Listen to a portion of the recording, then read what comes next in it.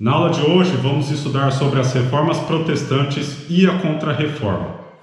Houve uma fragmentação no cristianismo europeu, basicamente no século XVI, no fim da Idade Média, que levou à crise da igreja. E você já pega seu lápis, sua caneta, seu pincel, seu grifa-texto, o que você estiver anotando, que já vamos começar com tópicos importantes da aula, tá? Quais foram os motivos que levaram à crise da igreja? Primeiro, a simonia. Mitsu, o que é simonia? Venda de cargos religiosos, ok? Segundo, a ausência de padres na paróquia. Terceiro, aumento do analfabetismo do clero.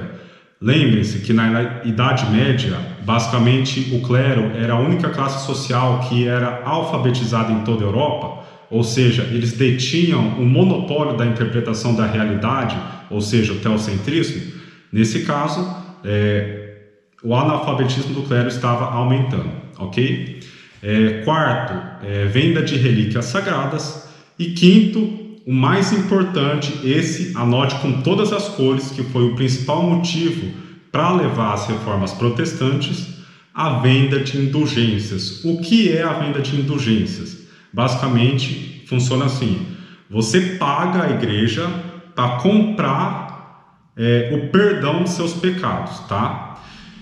De acordo com a sua classe social e de que tipo de pecado você cometeu, ok? Esse foi o principal motivo que levou o desenvolvimento das reformas protestantes, e isso cai muito em prova, ok, pessoal?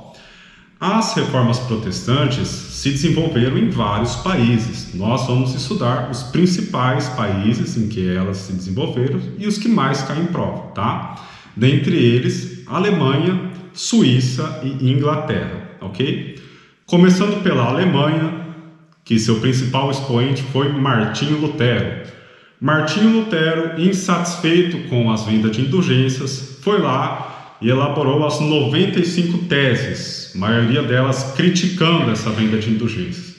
E um dia ele vai lá, pega essas 95 teses e pum, cola na porta da capela de Wittenberg, alguma coisa assim, não me lembro.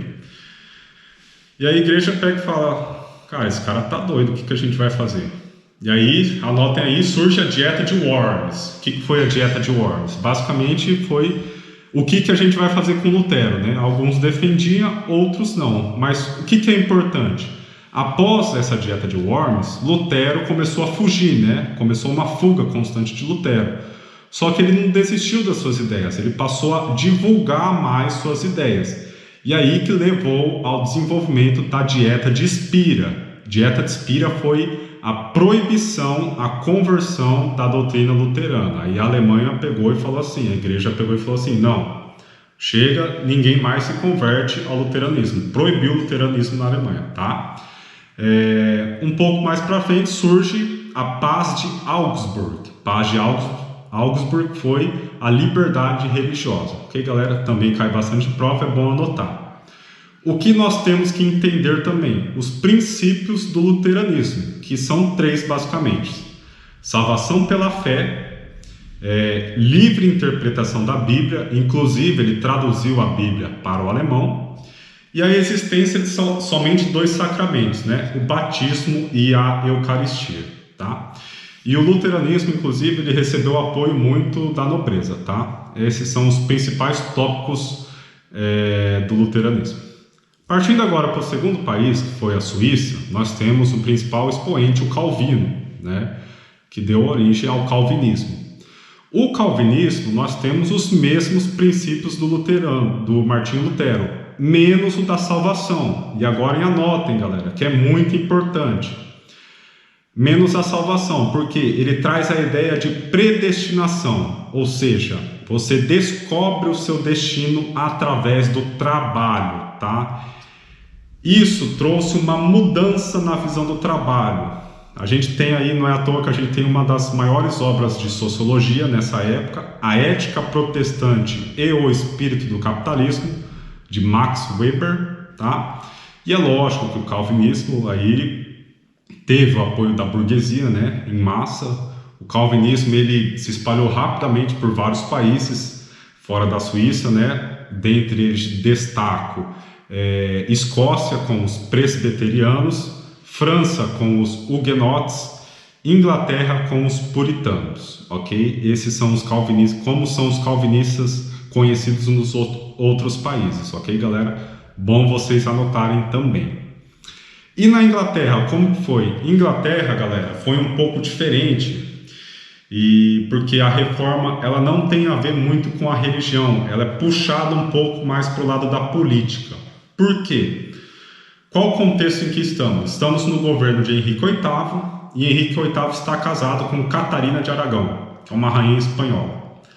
Henrique VIII ele quer se separar de Catarina de Aragão, só que a Igreja Católica na época ela tinha muito poder por causa do Papa, e Henrique VIII ele queria se separar dela porque ela não tinha herdeiro muito rico para dar sucessão ao trono futuramente. E Henrique VIII ele precisava da permissão do Papa para o Papa anular o casamento dele, tá? E o Papa não queria anular o casamento. Então Henrique VIII ele precisava fazer uma reforma religiosa para driblar o Papa, para tentar se separar da mulher dele, tá? Por isso que a reforma protestante na Inglaterra ela é puxada para a política, para uma manobra política. E isso vocês anotem, galera, porque cai muito em prova, tudo bem?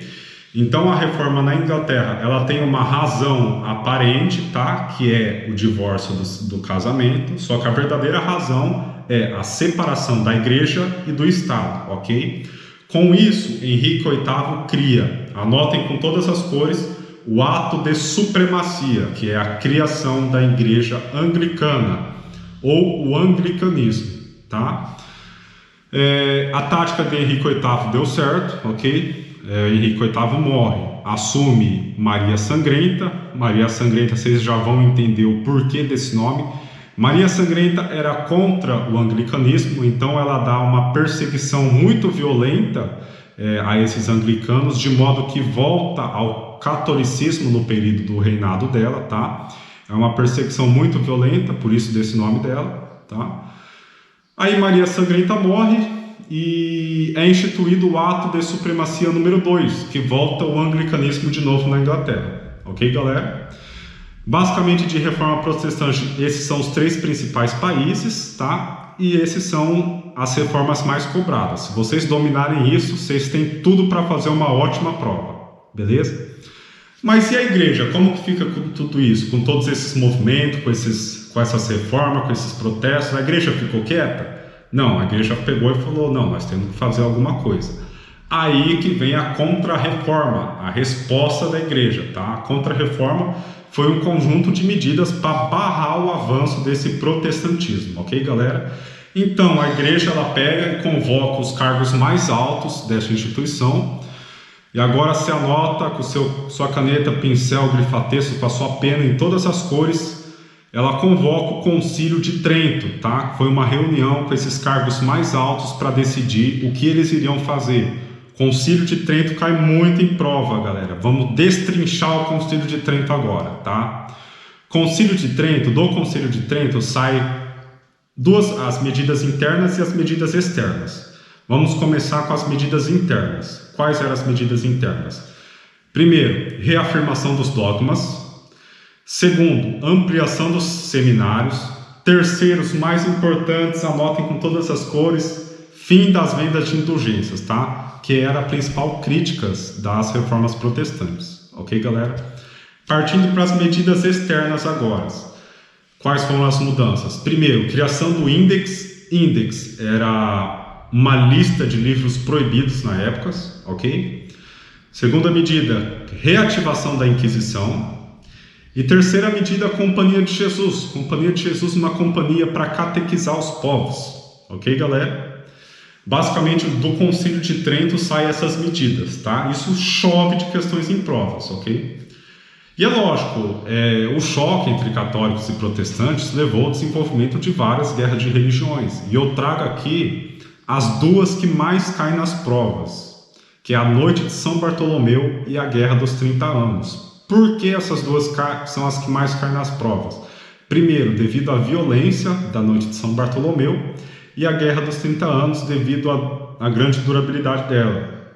Noite de São Bartolomeu, o rei francês, anotem galera, o rei francês ele dá autorização para a matança dos protestantes, ok? É lógico, na França, auge do absolutismo, lógico que ia acontecer lá, né? E a Guerra dos 30 Anos, basicamente você pega várias nações católicas contra as nações protestantes, tá? Vocês entendendo esses dois conflitos que eu falei e esse contexto de reforma protestante e contra-reforma, vocês têm tudo para fazer uma boa prova do Enem e dos vestibulares aí por fora, beleza galera? Se vocês gostaram do conteúdo, deixem um joinha, se inscreva no canal, um grande abraço aí do MIT e ótimos estudos.